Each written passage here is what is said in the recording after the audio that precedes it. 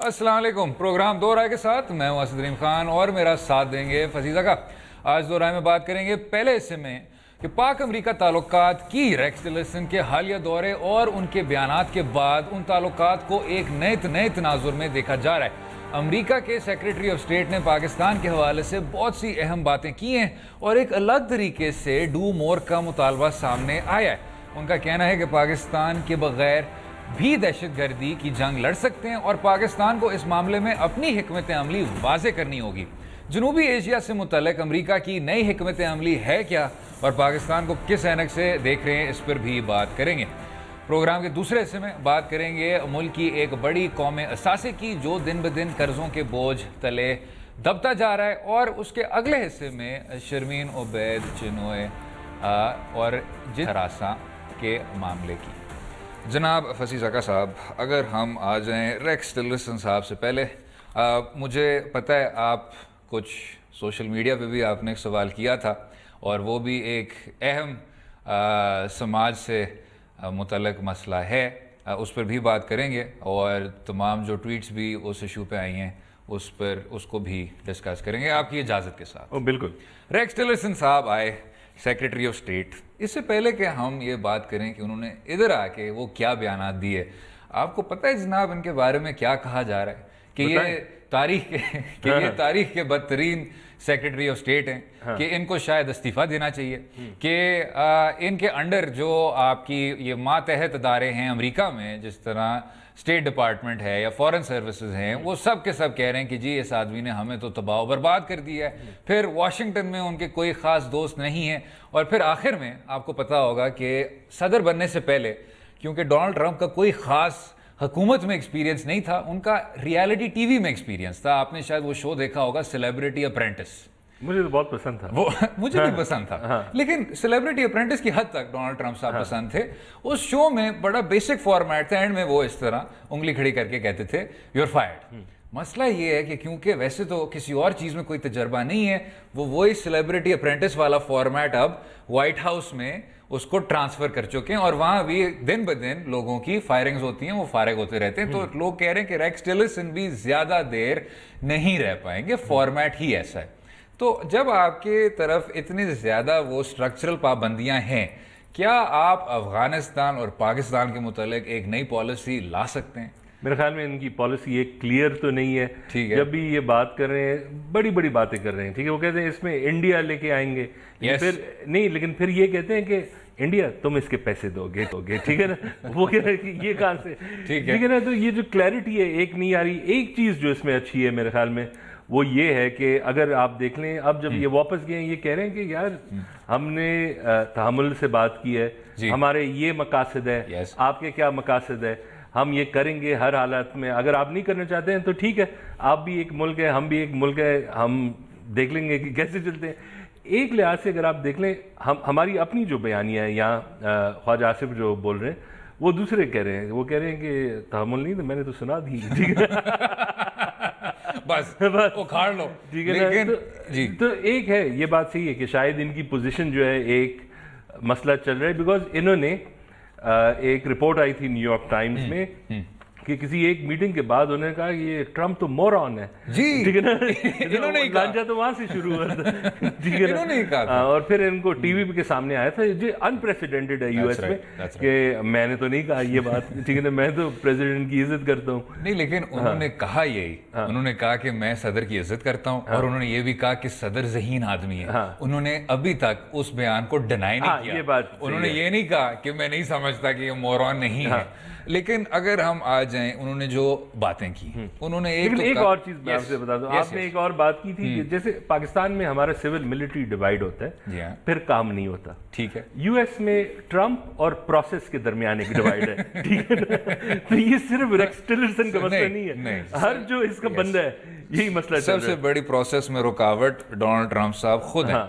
लेकिन आपने कहा कि जी टिलरसन ने वापस जाके बड़ी मुहज़्ज़ब बातें की। हाँ। इसमें मैं थोड़ा सा इख्तिलाफ इस हद तक करता हूँ कि उनकी जो टोन है वो खराब हो जाती थी। अब ऑन पेपर तो ठीक है, लेकिन उसमें अगर आप जरा सब टेक्स्ट देखें, मैं अगर आपको पढ़ा दूं, उन्होंने कहा मैंने पाकिस्तानियों को कह दिया आप लोग ऐसा कर सकते हैं कि फिर ऐसा नहीं करने का फैसला भी कर सकते हैं।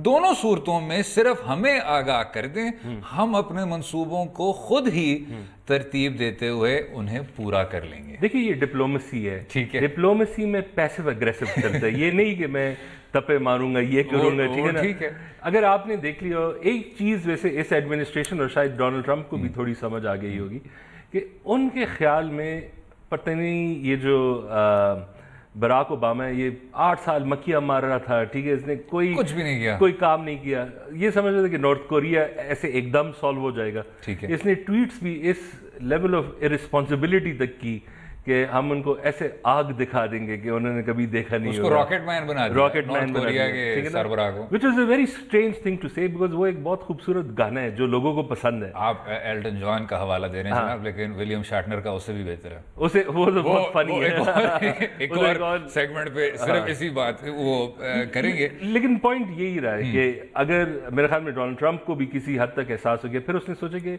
यार हमसे नहीं होता, चीन तो कर लेगा। अब उसे ये भी एहसास हो गया कि अगर आप किसी और मुल्क को पाल भी ले वो आखिर में काटता है वापस, ठीक है, चीन भी नहीं कर सकता। तो अब जब हम देख रहे हैं एक लिहाज से आई एग्री विथ यू कि पैसिव एग्रेसिव टोन्स है, ये 2 दिन में हमारे साथ ठीक नहीं होंगे, लेकिन अगर उन्होंने थोड़ा सा होल्ड बैक किया हो तो मतलब ये है कि हमारे लिए स्पेस है, इसमें हम इसमें थोड़ा ऑपरेट कर सकते हैं। अभी ये जो रेस्क्यू मिशन भी हमने किया है, ठीक है, उसके अपने मसाइल है, लेकिन ये एक कॉन्फिडेंस बिल्डिंग मेजर था। और एक चीज़ जो सब कहते हैं, और जब तक पाकिस्तान, अमेरिका, अब इंडिया भी इसमें शामिल है, चाइना, जब तक सब एक टेबल पे ना हो, अगर सबकी कंपीटिंग इंटरेस्ट हो, ये मसला हल ही नहीं होगा। और इसमें कोई शक नहीं है, जब आपने कहा कि उनके अल्फाज से कुछ वो डिप्लोमेसी का आपको वो पैसिव अग्रेसिव वो टोन नज़र आता है, वो फिर भी एक तरह की इंप्रूवमेंट है। क्योंकि जब रिचर्ड आर्मिटाज साहब होते थे तो तब तो सिर्फ अग्रेसिव होता था कि जी आपको हम स्टोन एज तक ले जाएंगे वगैरह वगैरह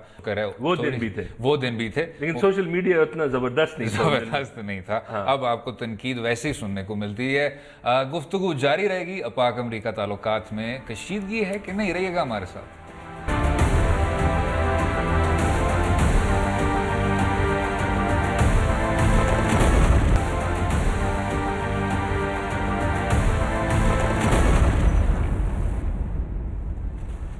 वेलकम बैक टू दो राय। पूरा सेगमेंट हम अभी करेंगे कि जनूबी एशिया में अमेरिका की नई हिकमत अमली है क्या, और उसका जवाब यह है कि कोई वैसे नजर नहीं आ रही जनाब। I think there is no strategy, there is no policy. और ये कोई ख़ास छुपी हुई बात नहीं है। जो उनके अपने इनसाइडर हैं वो भी ये कह रहे हैं कि जी हमें कोई ख़ास आइडिया नहीं है कि हम कर क्या रहे हैं, क्योंकि ऐसा तो नहीं है कि आपने पहले ये लाए अमल ट्राई नहीं किया हुआ। जॉर्ज बुश ने कहा कि जी भेजो आप फौज भेजो, मटेरियल भेजो, मैन भेजो, सब कुछ करो, आप स्कॉच रहित कर दो, तबाही और बर्बादी। जब बराक ओबामा ने उसका मुतजाद किया और उन सारों को बाहर निकाला, तबाही और बर्बादी। तो आप अफगानिस्तान में खास जीत तो सकते नहीं है। अब ये कहना कि जी हम होल्ड करेंगे, रेक्स टिलरसन साहब ने ये भी फरमाया कि हम तालिबान को एक बड़ा कड़ा पैगाम भेज रहे हैं, इसका क्या फ़ायदा। वैसे एक चीज़ है, इनका जो पॉलिसी इन प्रोसेस नज़र आ रहा है कि कुछ पता नहीं है कि क्या उन्होंने मुख्तलिफ कर दिया। सिर्फ ये कर दिया है कि जो उनका पुराना मुतालबा था वो अब खुद आके फिर उन्होंने हमें पेश किया कि हमें वही डू मोर वाला सीन किया है। लेकिन अगर आप देख लें, हमारा भी एक लिहाज से हमने भी बात की कि हम अभी एक कंसल्टेशन करेंगे, हम भी अपनी नई पॉलिसी ला रहे हैं, हमारी भी वही है। एसेंशली कुछ ख़ास चेंज नहीं हुआ, थोड़ा बहुत हुआ है कि हमने ज़रा मूवमेंट की है कि वहाँ अफगानिस्तान में लोगों से मिले, ये बातें हुई हैं। लेकिन एक दफ़ा मैंने एक पॉलिसी पेपर पढ़ा था और वो बहुत इंटरेस्टिंग था। ठीक है।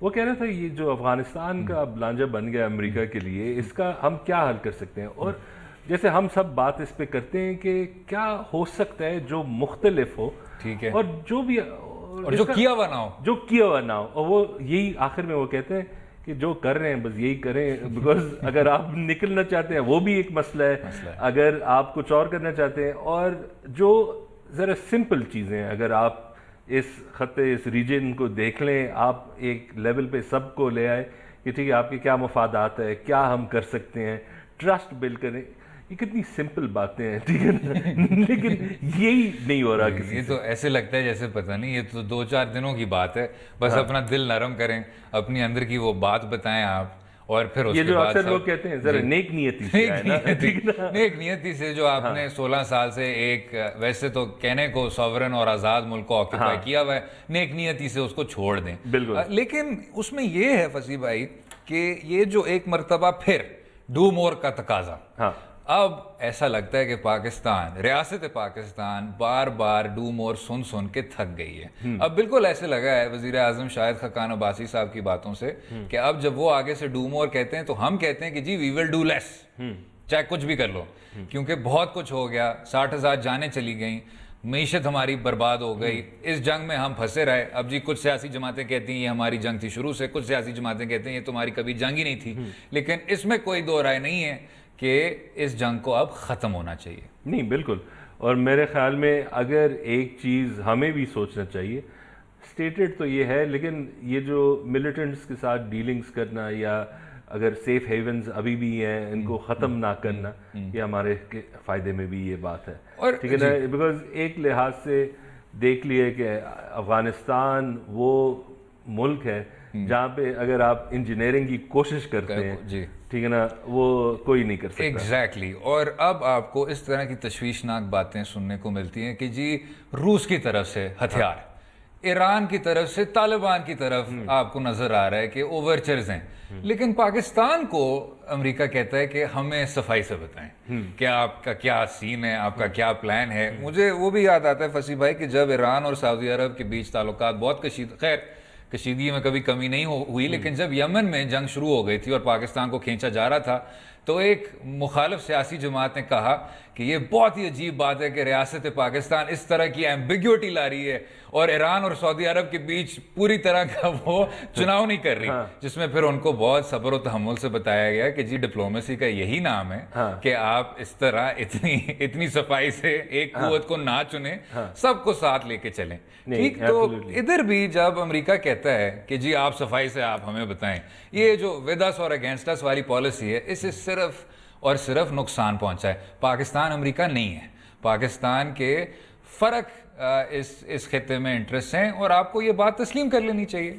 एक जो इसमें वैसे प्रैक्टिकल चीज़ ये है कि जब भी हमारी पॉलिसी अफगानिस्तान पे बनी है, या ज़ियाउल हक ने बनाई थी या मुशर्रफ ने बनाई थी, उसमें उस लेवल ऑफ स्क्रूटनी नहीं थी कि आपने डिसाइड किया कि आपने आवाम से पूछा, जैसे येमेन के केस में ठीक है, इफेक्टिवली आपने आवाम से पूछा कि आप इसमें शामिल होना चाहते हैं या नहीं।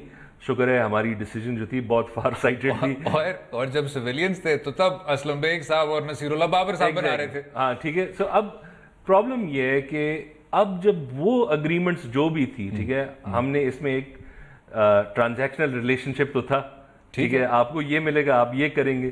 तो जब हम ईरान या रूस की बात करते हैं, ठीक है, उन्होंने कुछ वसूल नहीं किया अमेरिका से, ठीक है, ये बात सही है। तो ये एक तो अब अगर हम कह रहे हैं, मुझे एक चीज जो इंटरेस्टिंग लगी कि अगर एड भी हम लेंगे बराबरी पे लेंगे, ठीक है ना, जो फंक्शनली मेरे ख्याल में एक बहुत डिफिकल्ट कॉन्सेप्ट है।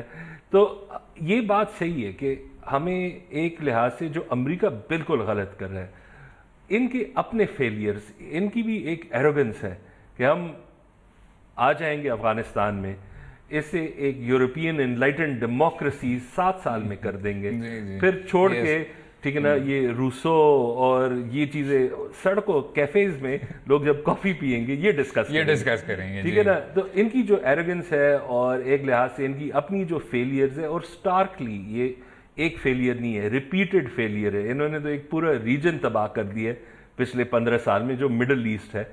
लेकिन फिर वो फेलियर्स भी हम पे डालना, अगर वो ये कहते हैं कि हम एक मिलिटरीली सुपर पावर है, लेकिन ये लोग जो है ना ये गंद करते हैं, ठीक है, इनकी मिलिट्री भी हमसे छोटी है लेकिन हमारा सारा सीन खराब हो जाता है, ये कहाँ से, ये तो लॉजिकली नहीं है। तो मेरे ख्याल में एक लिहाज से जब वो डिमांड करते हैं, उस डिमांड का एक बेसिस है, वो बेसिस एक ट्रांजैक्शनल रिलेशनशिप है। लेकिन ये जो वन साइडेड बात होती है कि नहीं, हम तो यकीनी फतह कर रहे थे, ठीक है ना, बट स्कूबी डू में होता है ना, those pesky kids, if it weren't for those meddling kids, those meddling kids। और इधर भी ये जो meddling kids वाली इनकी पॉलिसी है, इनको ये समझ लेना चाहिए। आपने बिल्कुल दुरुस्त बात की कि जी अब रूसों की बातें क्यों नहीं हो रही, हम तो जमहूरियत यहाँ ले आए हैं, और वो इसलिए नहीं हो रही क्योंकि जब आप इस तमाम चीज़ को एक तालिबान का निकाब दे देते हैं, उनका जितना भी जालिम निज़ाम था, जब आप आगे से गुलबुद्दीन हकमतयार जैसे लोगों से दोस्ती करते हैं या अब्दुल रशीद दोस्तम जैसे वॉरलॉर्ड्स को नायब सदर बनाते हैं, तो आप अफगानिस्तान सूबा दे देते हैं, और कारजाई साहब के जो भाई हैं वो दुनिया के सबसे बड़े ड्रग पेडलर बन जाते हैं, तो आप अफगान शहरियों को एक बहुत अच्छा ऑल्टरनेटिव नहीं दे रहे। मैं ये नहीं कह रहा कि रियासत पाकिस्तान है वो बहुत खूबसूरत ऑल्टरनेटिव भी है, वो भी एक और मेरे ख्याल से उस पर भी पूरा शो करना पड़ेगा, लेकिन अमेरिका को ये बात समझ लेनी चाहिए। लेकिन हैविंग सेड दैट, मेरे हिसाब से, और ये शायद एक बहुत अनपॉपुलर राय है, अशरफ गनी साहब अपने जो उनसे पहले आए थे उनके प्रेडेसेसर से काफी हद तक बेहतर थे, बहुत बेहतर और आते साथ ही उन्होंने पाकिस्तान की तरफ हाथ बढ़ाया था और ये भी कहा था कि हम माजी की वजह से इस तरह कैद नहीं हो पाएंगे, हम सामने बढ़ के हाथ बढ़ाएंगे। हमने वो हाथ शायद नहीं थामा, आज वो नरेंद्र मोदी और हिंदुस्तान की बातें कर रहे हैं। बिल्कुल, ये एक लॉस्ट अपॉर्चुनिटी थी, एक वो जो रीसेट का अपॉर्चुनिटी था वो भी चले गया। एक और मेरे ख्याल में जो एक बड़ी बात है इस पूरी सिनेरियो में, वो ये है कि हम अब जब अफगानिस्तान को अप्रोच करते हैं, एक हमारी एक वर्ल्ड व्यू है, इंडिया से हम सस्पिशियस हैं, लेकिन इंडिया की रिलेशनशिप जो अमेरिका से होगी, जो अफगानिस्तान से होगी, नेगोशिएटिंग टेबल में मेरे ख्याल में हमारी जो एक गलती होती है कि ये नहीं बैठेंगे, ठीक है ना, बिल्कुल आपको इनसे ताल्लुक काटना पड़ेगा, ठीक है ना। उसमें उनका कहना बस ये है, क्या उनका नहीं, रियासत का कहना ये है कि जी हिंदुस्तान क्यों उधर घुस रहा है, वो नहीं, और जी हमारी लॉस्ट अपॉर्चुनिटीज थी, ठीक है, वो स्पेस जो था वो तो हमारा था।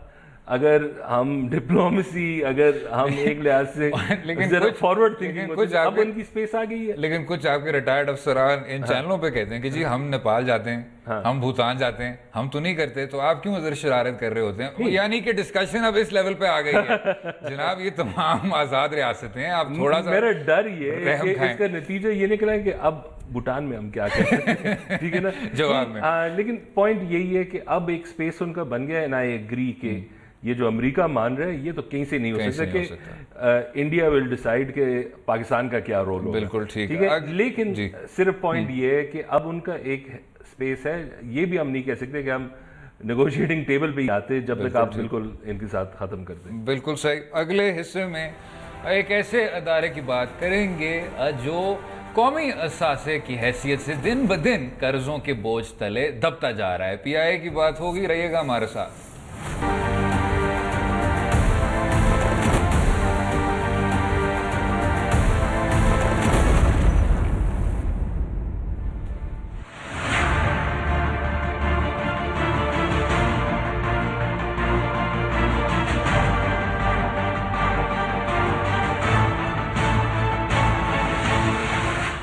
वेलकम बैक टू दौरा है। प्रोग्राम के हिस्से में बात करेंगे मुल्क के एक बड़े कौमी असासे की जो दिन ब दिन कर्जों के बोझ तले दबता जा रहा है और अब उसे मईशत के लिए बोझ समझा जा रहा है। PIA का खसारा 300 अरब डॉलर तक पहुंच चुका है। उसके साथ साथ आज 56 साल बाद PIA की न्यूयॉर्क के लिए आखिरी परवाज भी रवाना हो गई है, जिसके बाद अमेरिका के लिए कौमी एयरलाइन अपना कोई फ्लाइट ऑपरेशन जारी नहीं रख पाएगा।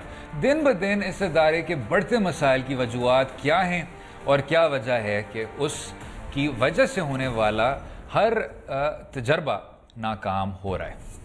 जनाब 300 अरब डॉलर तो नहीं, 300 अरब रुपए का खसारा, ठीक। और ये जो आपकी स्पेसिफिक फ़्लाइट है, अमेरिका के लिए जो परवाज़ है, उसको चलाने पर सालाना 1 अरब 25 करोड़ रुपए का नुकसान हो रहा है। उसमें फिर एक दो ये स्पेसिफिक फ़्लाइट जो है, ये भी तनकीद का निशाना कई बार बनाई गई है। एक तो ये है कि जी ये डुअल नेशनल्स के हामिल है, ठीक। ये सिर्फ और सिर्फ उनके लिए आप चलाते हैं, और पाकिस्तानी सियासतदानों और आला सरकारी हकाम के लिए ये उसके फ़ायदे में आती थी। फिर साथ में जो और बातें हो रही हैं कि जी इसका कुछ वो आपके बिजनेस इंटरेस्ट भी शामिल हो गए वगैरह वगैरह।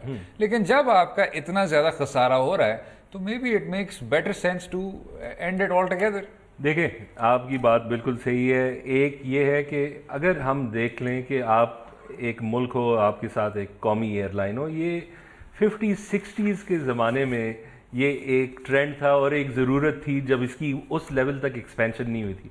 अगर आपको याद हो, ऑस्ट्रेलिया का एक नेशनल एयरलाइन होता था कांटास, ठीक है, KLM होता था, ठीक है, ब्रिटिश एयरवेज, ये सब प्राइवेटाइज हुए हैं। ये बड़े बड़े मुल्क हैं, इनको नई ज़रूरत एक नेशनल एयरलाइन की। हमारा जो केस है, ठीक है, हम रख सकते थे अगर हम इसे सही चलाते, हम नहीं सही चला रहे।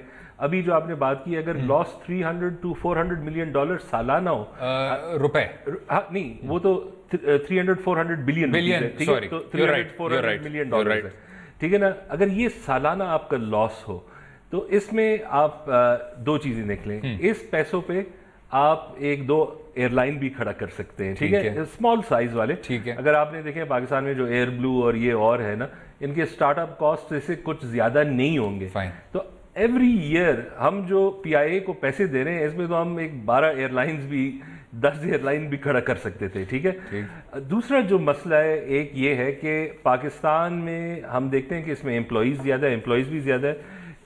एक चीज़ जो हमने देखा है कि एम्प्लॉयज़ जितने भी है 15-20 हज़ार के दरमियान, वो वर्ल्ड एवरेज से ज़्यादा है, लेकिन उनकी तनख्वाहें जो है ना, जो रेवेन्यू आती है वो वर्ल्ड एवरेज से ज़रा कम है। मतलब जो ज़्यादा लोग हैं उनकी तनख्वाहें भी कम है, ठीक है ना। अगर आपको टॉप क्वालिटी वो चाहिए, और जब आपके पास इतने ज़्यादा लोग हो और यही मसले चल रहे होते हैं, कभी ड्रग्स है, कभी पता नहीं क्या है, कभी कोई सो रहा है, कभी नशे में होते हैं, कभी मुर्गी अंदर आ जाती है, ठीक है ना। तो ये बात है कि इसे टर्न अराउंड करके हमने क्या सोचा कि गोरा को ले आए, वो कर लेगा, ठीक है, वो भी उल्टा काम कर दिया। जर्मन शहरी थे जनाब, हम जर्मन एफिशिएंसी की बातें कर रहे थे और फिर वही घपला किया। एक दफा आपने गोरे को ECL पे डाल दिया, इसके बाद कोई नहीं आने वाला, ठीक है। तो अब सवाल ये है कि हमने कौन सा टर्न अराउंड किया है जो हम कर सकते हैं, ठीक है।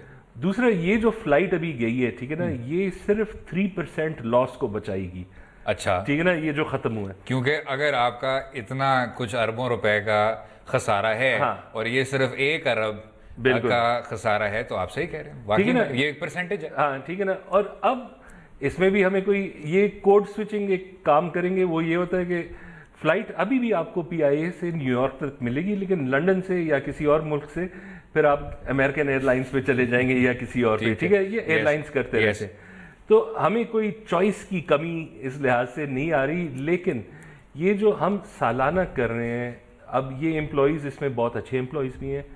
एक चीज़ जो है पायलट्स का, अभी एक वर्ल्ड शॉर्टेज आ रही है पायलट्स की।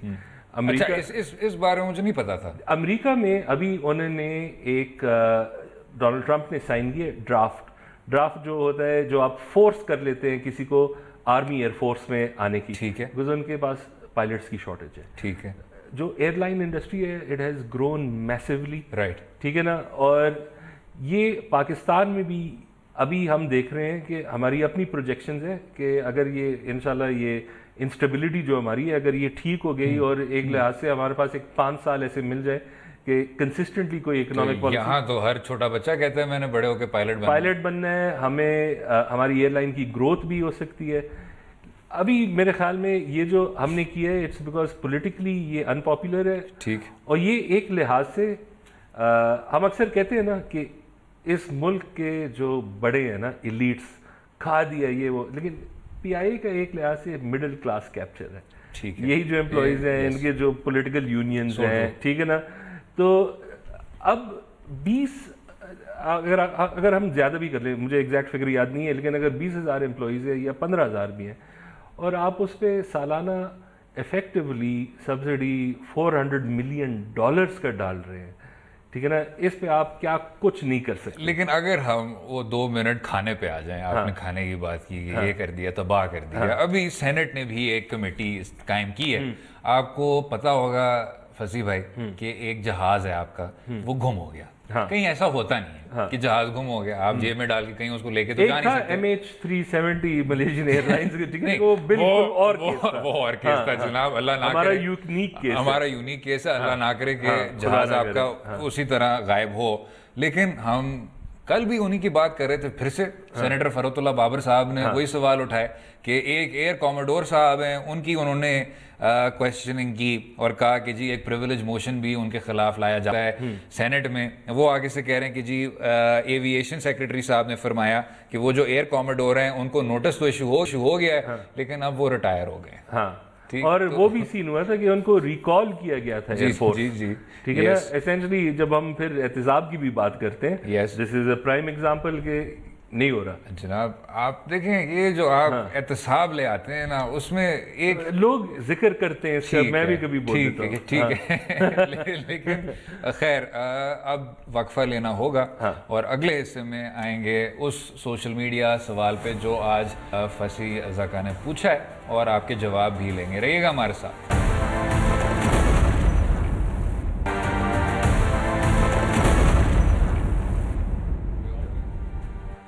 वेलकम बैक टू दो राय। इस आखिरी हिस्से में बात करेंगे शर्मीन उबैद चिनाई की उस ट्वीट के हवाले से बात करेंगे जिसमें उन्होंने एक डॉक्टर की तरफ से उनकी बहन को भेजी जाने वाली फेसबुक फ्रेंड रिक्वेस्ट को जिनसी तौर पर हरासा करने के तौर पर समझा जा रहा है और उसके नतीजे में उस डॉक्टर को अपनी नौकरी से भी हाथ धोने पड़े हैं। अब इस ट्वीट के बाद सोशल मीडिया पर एक हंगामा शुरू हो गया है और बहुत से लोगों ने शर्मीन उबैद को उस ट्वीट पर आड़े हाथों लिया है। पाकिस्तान में जिनसी तौर पर हरासा करने के मामले पर अवाम में आगाही की कितनी ज़रूरत है उस पर भी बात करेंगे जनाब। लेकिन इसमें एक फसी भाई मुझे ऐसा लगा कि this subject was also close to your heart as well. नहीं, मैं फिर आपने ये ट्वीट भी फेंकी जी। जरा एक्नॉलेज कर दूं, फातिमा तसद्दुक ने हम पे तनकीद की और बिल्कुल जायज़ की थी। उन्होंने कहा कि जो मर्द सिर्फ इसके बारे में बात करेंगे, अगर we were a bit serious and हम ऑनेस्टली बताएं, हमने अब कोशिश भी की पिछले 10 मिनट में कि लेकिन जो हम जानते थे फॉर्चुनेटली अवेलेबल नहीं थी। लेकिन इनकी जो बात है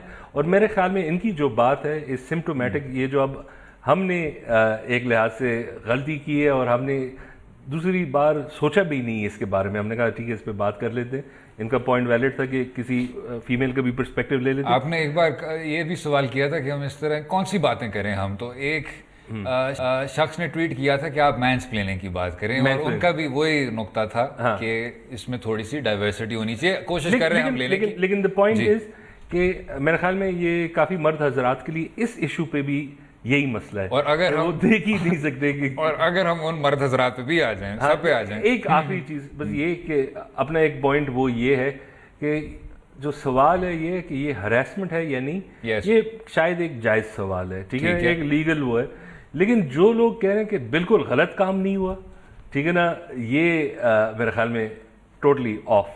अब आपने जो सवाल किया उसमें मैं जरा अगर वही रैपिड रन डाउन स्टाइल करेंगे और आपसे जरा साथ साथ अगर तजिया भी हो जाए।